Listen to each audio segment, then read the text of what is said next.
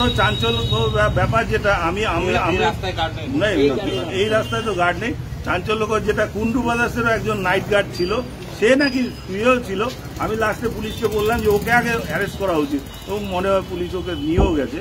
তো সে হচ্ছে ওই কুন্ডু বাজারের করিডোরের মধ্যে, মানে ওই রোডেই মানে সে টের পেল না। পাশেই কি মনে হচ্ছে যে জানকারি অনুযায়ী যে কেউ মিলিত হতে পারে? এটা তো পুলিশ প্রশাসন থেকে বলবে।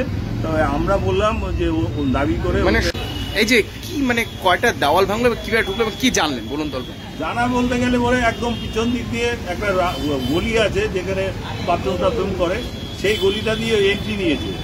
ফার্স্ট একটা ওয়াল ভেঙেছে, যেটা আপনারা সামনে দিয়ে দেখবেন। প্রভুভোগ বলে একটা মিষ্টির দোকান আছে, ব্যাক সাইডে তার একটা গোডাউন আছে। গোডাউন মানে কারখানা, মিষ্টির দোকানের যেটা কারখানা হয়। প্রভুভোগ দোকানটা বেশ কিছুদিন থেকে বন্ধ আছে, কিন্তু আমি এখন বলার পরে বা জিজ্ঞাসা করার পর বললো মাঝে মধ্যে আসে।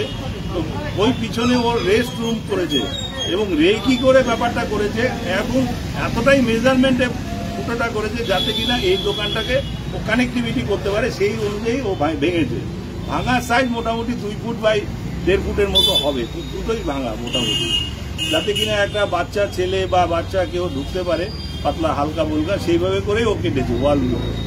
এবং সম্পূর্ণ মোবাইল নেওয়ার পরে ওই প্রভুভোগের মানে গোডাউনের মধ্যে রেখে গিয়ে শুধু মোবাইলগুলোকে বের করে দিয়ে বক্সগুলোকে ওইখানে রেখে দিয়ে ও তারপরে ওইভাবে মানে এই যে সময় ওটা তো রেস্টই নিয়েছে। ওটা একদিনে সম্ভব না। একটা ওয়াল ভাঙতে গেলে পরে পাকা একটা দুখানা ওয়াল ভাঙতে গেলে পরে একটা লেবারকে যদি আমি দায়িত্ব দিই, মানে আমিও সিভিল ওয়ার্কের সাথে কাজ করি, তাতেও সম্ভব না দুটো ওয়ালকে ছেনি দিয়ে হাতুড়ি দিয়ে ভাঙা এরকম ভাবে। মানে কি মনে হচ্ছে এটা চুরি তো মনে বলা যায় না, ডাকাতির উদ্দেশ্যে? হ্যাঁ, এটা একদম কমপ্লিটলি ডাকাতি। এটা এখানে ডাকাতি আমরা কখন বলতাম, যদি এটা সোনার দোকান হতো তখন আমরা ডাকাতি বলি, কিন্তু এই মোবাইলগুলো যে পরিমাণ দাম তাতে তো এটাকে ডাকাতি বলা যাবে, এবং সুপরিকল্পিত ভাবে। এবার তো ব্যবসায়ী মহলে একটা আতঙ্কে থাকবে যে এই যে এরকমই যদি ঘটনা ঘটতে থাকে।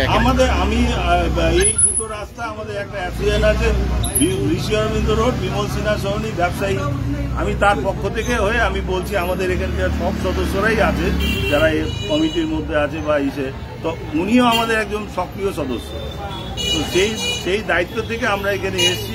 আমরা পুলিশ প্রশাসনের সাথেও কথা বলেছি, সবকিছু যতটা আতঙ্কে রয়েছে, সাংঘাতিক আতঙ্ক। কিছুদিন আগে দেখলেন হিলকা রোডের বিধান জুয়েলারি থেকে দিনে দুপুরে ডাকাতি হয়ে গেল। তো আজকে যে আমরা নিরাপত্তা কোথায়? কালকে বাড়ি থেকেও তো চুরি হয়ে যেতে পারে। যদি একটা ওয়াল ভেঙে চুরি করতে পারে তাহলে তো তালার কোনো ভ্যালু নেই। আমার তো মনে হয় গডরেজ কোম্পানিদের অবিলম্বে বন্ধ করে দেওয়া উচিত, কারণ তালাকে পরোয়াই করছে না। মানে কি মনে হচ্ছে পুলিশের আরো অনেকটাই সক্রিয় হওয়া উচিত। এবং বিগত দিনে আমরা মাঝে মধ্যে পুলিশের গাড়ি টাড়ি দেখতাম, এখন তো সেটাও অনেকটা বন্ধ হয়ে গেছে। যদিও এতটাই হিডেন জায়গা দিয়ে ব্যাপারটা করেছে, এটা পুলিশের পক্ষেও হয়তো অবজার্ভ করাটা সম্ভব হতো না, কারণ এটা রেস্ট নিয়ে করেছে। এবং দিনের বেলা সুপরিকল্পিতভাবে ও ঢুকেছে, ঢোকার পরে ওয়ালটা ভেঙেছে, মানে কনজাস্টেড টাইমে যে সময় ভিড় থাকে। এবং একটা বিষয় থাকছে যে এই বিল্ডিং এ তো একজন গার্ড থাকতো শুধু। হ্যাঁ, একটা ওইটা উপরে আছে ফার্স্ট ফ্লোরে, এই ঘোষ বিল্ডিং এ যেটা আমাদের মোবাইলের যে আমাদের মেম্বার আছে তাদের একটা আছে। মানে একটা বিষয় যে মানে